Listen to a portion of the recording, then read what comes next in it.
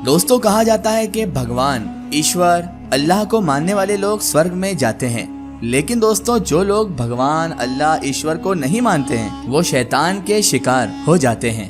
दोस्तों, आज इस वीडियो में हम आपको बताएंगे दुनिया की एक ऐसी रहस्यमय किताब के बारे में जिसको शैतान ने लिखा है और इस किताब का नाम कोडेक्स गीगस है।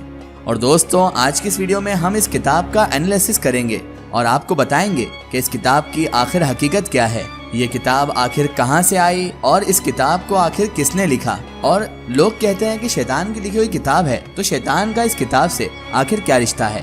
दोस्तों, ये तो एक हकीकत बात है कि शैतान इंसान को अल्लाह ताला के रास्ते से हटाने के लिए हर मुमकिन कोशिश करता है और कयामत तक वो ये कोशिशें करता रहेगा। और अल्लाह ताला ने हमें कुरान करीम में हर वो रास्ता बता दिया है जिससे कि हम शैतान से बच सकते हैं।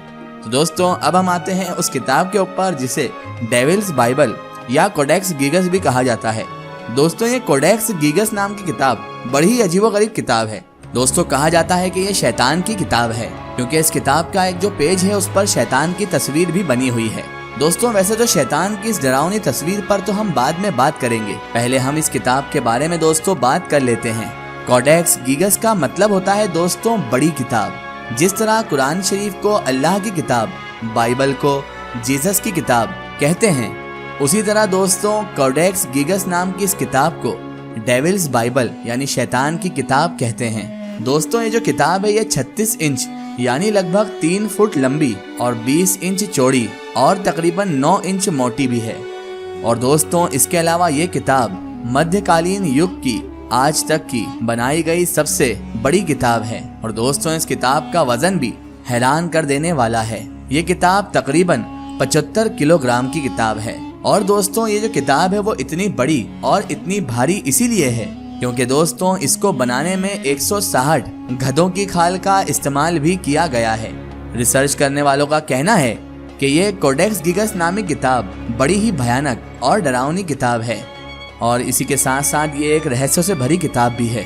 इसको पढ़ने पर ऐसा लगता है कि जैसे इसमें कोई काली शक्तियाँ मौजूद हो। इसके बाद दोस्तों जब इस किताब पर मजीद रिसर्च की गई तो पता चला कि इसमें 320 पेजेस थे जिनमें से 10 पेज गायब थे।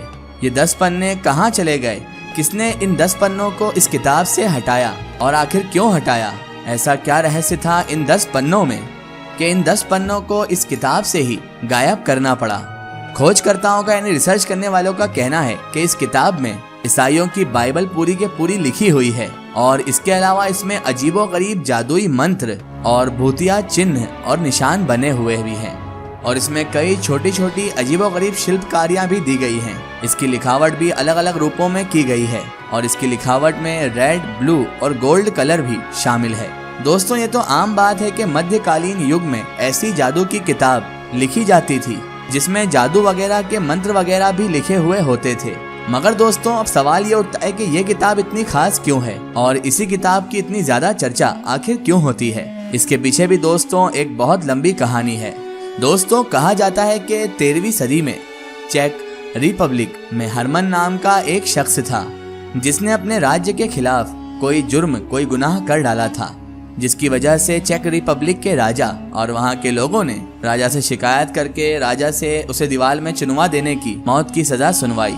मगर हरमन ने राजा से कहा कि मुझे मुआफ कर दिया जाए, इसके बदले में मैं आपको एक ही रात में एक ऐसी किताब, एक ऐसी बुक लिख कर दूंगा जो इस राज्य की शान भी बढ़ाएगी। और इस किताब में दुनिया का हर प्रकार का ज्ञान, हर प्रकार का इल्म भी भरा हुआ होगा। राजा ने सोचा कि एक ही किताब एक ही रात में लिखना तो नामुमकिन लगता है। राजा ने सोचा अगर नहीं भी लिख पाया तो कल सजा दे देंगे, इसीलिए राजा ने उसे एक रात की मोहलत का समय दे दिया और फिर हरमन ने किताब लिखना शुरू भी कर दी। लेकिन कुछ ही घंटों में उसके बाद हरमन किताब लिखते लिखते थक भी गया और उसे एहसास भी हो गया कि ये जो काम है वो आसान नहीं है, ये तो हो ही नहीं सकता। एक ही रात में इतनी बड़ी किताब लिखना तो असंभव काम है। तभी उसने फरियाद की और ये फरियाद उसकी गॉड, ईश्वर, अल्लाह से नहीं थी, बल्कि हरमन ने तो फरियाद भी शैतान से की थी।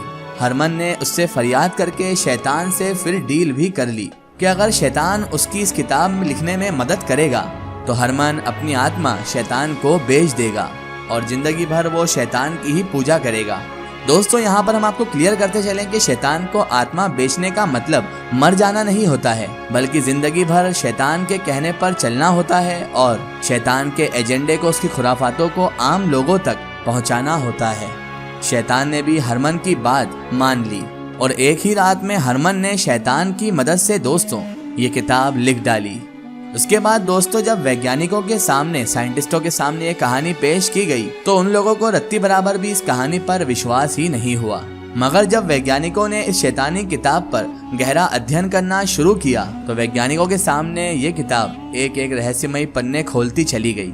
इस कहानी को सच साबित करने के लिए वैज्ञानिकों के सामने सबसे पहला सबूत ये आया दोस्तों कि ये किताब एक ही आदमी के द्वारा ही लिखी गई किताब है और इस किताब का हर अक्षर बिल्कुल सटीक और एक जैसा है और किताब में शुरू से लेकर अंत तक एक जैसी ही लिखावट मौजूद है।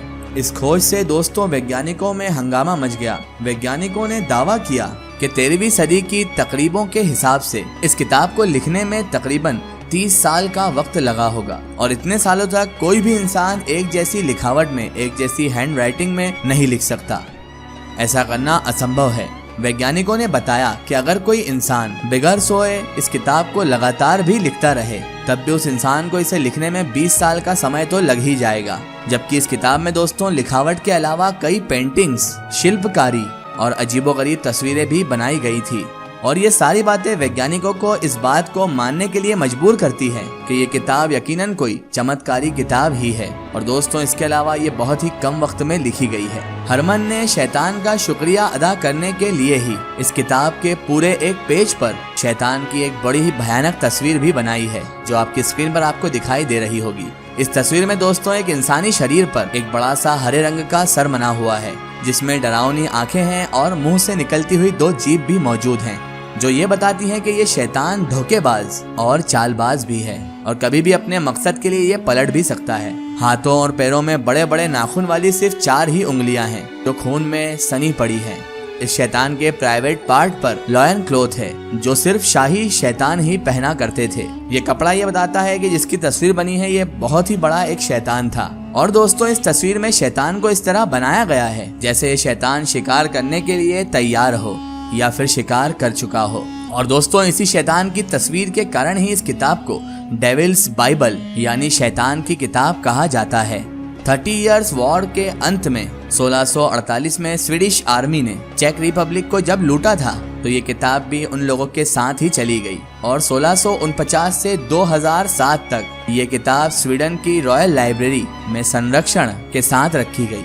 2007 से 2008 तक चेक रिपब्लिक ने स्वीडन से ये किताब लोन पर ले ली और अब ये किताब स्वीडन की रॉयल लाइब्रेरी स्टॉकहोम में रखी हुई है। दोस्तों फिलहाल आज की हमारी वीडियो में बस इतना ही। अगर ये वीडियो आपको पसंद आई है तो इसे ज़्यादा से ज़्यादा शेयर कीजिए और इसे अपने फ्रेंड सर्कल, अपने रिश्तेदारों तक जरूर पहुंचाएं। इसी तरह की इन्फॉर्मेटिव और हिस्टोरिकल वीडियो के लिए हमारे चैनल को सब्सक्राइब कीजिए और पास में दिए गए घंटी के आइकन को जरूर दबाएं ताकि हमारी आने वाली हर नई वीडियो की नोटिफिकेशन आप तक पहुंचती रहे।